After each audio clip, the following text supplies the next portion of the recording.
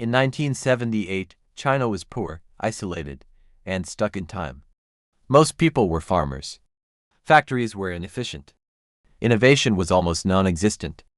And yet, just a few decades later, the same country became the world's manufacturing powerhouse and the second largest economy on Earth. This did not happen by accident. It happened because of one decision. A single choice that quietly rewired how an entire civilization worked. If you miss this story, you miss the real reason China became rich. Before we get into it, if you enjoy deep, calm explanations of how money, power, and history connect, you'll probably like what we do here at Finance Historian Time. Take a second to like the video and subscribe. It helps the channel grow, and it tells the algorithm this kind of content matters. To understand China's rise, we have to start with how broken things were before the change. For decades after 1949, China followed a strict planned economy. The government decided what was produced, how much was produced, and at what price. Farmers did not own their land. Factories did not compete. Workers were assigned jobs for life. This system promised equality, but it delivered stagnation. By the 1970s, the results were impossible to ignore. Productivity was low. Food shortages were common. People had jobs, but those jobs created very little value. The country had almost no foreign trade. Technology lagged far behind the West and even behind parts of Asia. China was large, but it was not strong. Then came a moment that changed everything. After years of internal struggle, a new leader emerged with a different mindset. Deng Xiaoping was not interested in ideology for its own sake. He cared about results. He famously said that it does not matter whether a cat is black or white, as long as it catches mice. That sentence summed up the decision that made China rich. The decision was simple, but radical. China would allow market forces to exist inside a socialist system. Not all at once. Not loudly. But carefully, step by step. This was not a full embrace of capitalism. It was something new, a controlled experiment on a national scale. The first testing ground was agriculture. For years, farmers worked on collective land. They had no personal incentive to produce more. Because extra output did not belong to them, Deng's government allowed a quiet change. Farmers could keep and sell anything they produced beyond a fixed quota. Overnight, behavior changed. People worked harder, output surged, food shortages faded. This was the first proof that incentives matter more than slogans, and the government paid attention. Next came industry. State-owned factories were inefficient and slow. Instead of shutting them down, China allowed something revolutionary. Private businesses could exist, small at first, then larger. At the same time, managers and state firms were allowed to keep some profits if they performed well. Once again, incentives changed behavior. But the most important part of the decision was still ahead. China decided to open itself to the world. In the late 1970s, China created special economic zones. These were small areas near the coast where different rules applied. Foreign companies could invest. Profits could be kept. Wages could be negotiated. Regulations were lighter. To the outside world, this looked minor. To China, it was a controlled gateway to global capitalism. Places like Shenzhen were fishing villages before this change. Within a generation, they became megacities. Factories multiplied, supply chains formed, workers learned new skills. Technology flowed in, and something even more important happened. China learned how global markets actually work. This is where many people misunderstand China's rise. It was not just cheap labor. Many countries have cheap labor. It was not just exports. Many countries export. China combined scale, discipline, and learning speed. The decision to open up created feedback loops. Foreign companies brought know-how. Chinese firms copied, adapted, and improved. Workers became managers. Managers became entrepreneurs. All of this happened under one key rule. The Communist Party stayed in control. Markets were allowed, but only where they served national goals. This balance was delicate, and it was intentional. China did not let markets control the state. The state used markets as a tool. This is the part most people miss. The decision that made China rich was not simply opening up. It was opening up without losing political control. That allowed long-term planning on a scale few countries can match. Infrastructure could be built fast. Education could be aligned with industrial needs. Capital could be directed where growth mattered most. By the 1990s, the results were undeniable. Hundreds of millions of people were lifted out of poverty. Cities expanded at record speed. China became the factory of the world. Western companies chased lower costs. Consumers enjoyed cheaper goods. And China quietly accumulated experience, capital, and confidence. But this story is not just about growth numbers. It's about human behavior. When people are given incentives, they respond. When systems reward effort, effort increases. China's leadership understood this at a critical moment. They did not abandon their system, they modified it. And this creates a question that still matters today. Can a country mix control and freedom without breaking one or the other? China believes it can. Its entire modern economy is built on that belief. As China's economy began to grow, the outside world started to notice. At first, many countries saw China as a temporary workshop. A place to make cheap goods, earn profits, and move on. Few believed China would ever challenge established economic powers.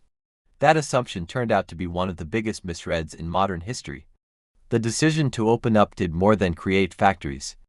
It changed how China interacted with the global system. Trade was no longer a side activity. It became central to national strategy. Ports expanded. Logistics improved. Policies were adjusted to favor exporters. Every container leaving China carried not just products, but learning. When China joined the World Trade Organization in 2001, it was a turning point. This move locked China into global trade rules. It reduced tariffs. It increased trust with foreign partners.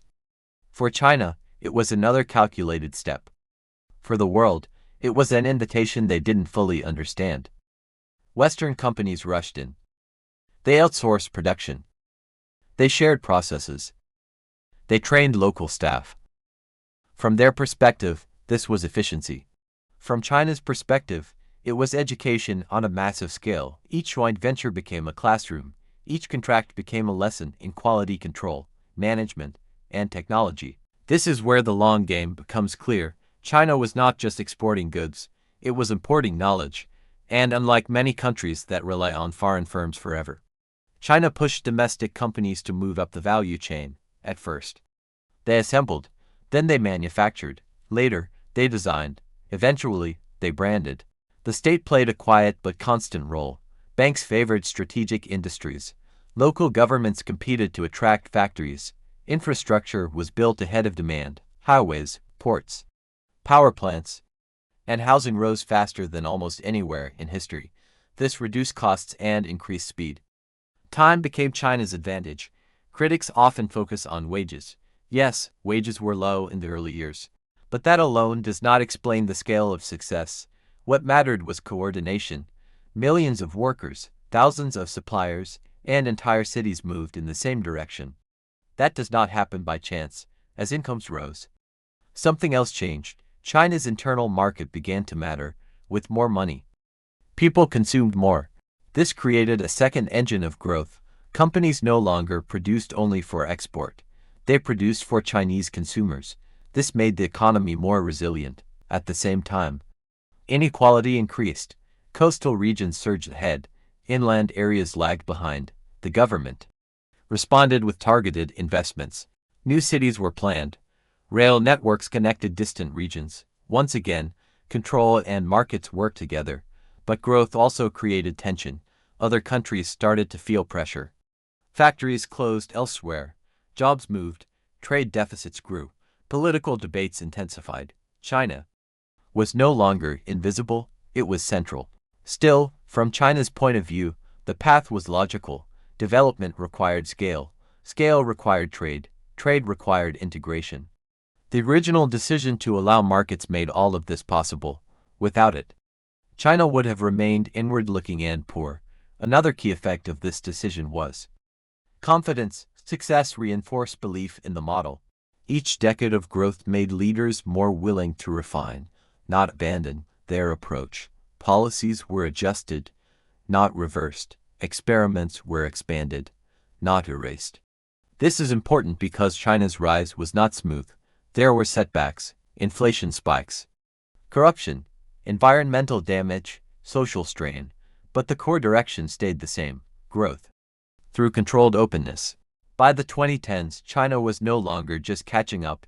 In some areas, it was leading: high-speed rail, e-commerce, digital payments, manufacturing scale. These were not accidents. They were built on decades of accumulated capability. And yet, the same decision that made China rich also planted seeds of conflict. As China grew stronger, it became harder to separate economics from politics. Questions about fairness, influence, and security grew louder. The world began to ask whether China was playing by the same rules or redefining them. From China's perspective, the rules were always clear. Markets are tools. Sovereignty comes first. Stability matters more than speed. This philosophy shaped every major move since 1978. Here at Finance Historian Time, we often look at history not as a list of events, but as a chain of incentives and responses. China's story fits that pattern perfectly. Change incentives, and behavior changes. Scale that behavior, and history shifts. Today, China stands at a very different point than it did in 1978. It is wealthier, more powerful, and far more confident. But the same decision that fueled its rise now shapes its challenges. The choice to mix markets with control created strength, but it also created limits. Understanding those limits helps explain where China may go next. As China grew richer, the easy gains disappeared. Moving people from farms to factories created massive growth. Copying existing technology was fast, exporting at scale was efficient. But once those stages were complete, growth became harder. Innovation is different from imitation. It requires risk, openness, and tolerance for failure. These traits do not always sit comfortably with tight control. China responded in its own way. It invested heavily in education, research, and infrastructure. Universities expanded, engineers multiplied, entire cities were designed around technology. The goal was clear: move from made in China to created in China. This was not a sudden shift. It was the next phase of the same long-term strategy. The state again played a central role. Strategic sectors received support. Long-term plans guided investment. Private companies grew, but within boundaries. Some thrived by aligning closely with national goals, others faced pressure. When they moved to independently, the balance between freedom and control became more visible. At the same time, China's relationship with the world changed. When a country is small, openness feels safe. When it is large, openness feels risky. As China's influence expanded, so did scrutiny. Trade partners questioned practices. Security concerns grew. Supply chains were re-examined. The global system began to adjust to China's presence. This adjustment did not happen overnight. It came through tariffs, regulations, and new alliances. China responded with diversification, new trade routes, new partners, more focus on domestic demand. The original decision to allow markets made this flexibility possible.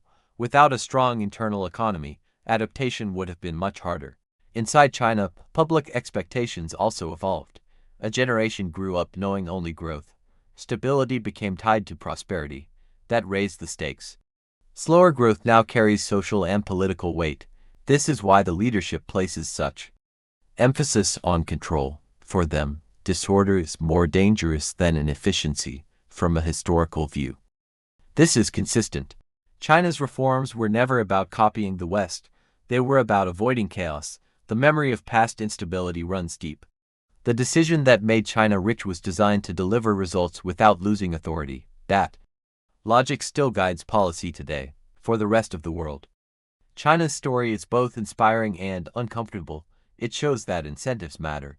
It shows that gradual change can outperform sudden reform. It also shows that economic success does not automatically lead to political convergence. Many assumed it would. History proved otherwise. This is why China is so often misunderstood. People search for a single turning point, a single secret. In reality, the secret was discipline. Experiment locally. Scale what works, reverse what doesn't, repeat for decades. The original decision unlocked this process. As viewers of Finance Historian Time, We care less about slogans and more about structure. China's rise was not magic. It was not luck. It was a strategic shift in how value was created and rewarded.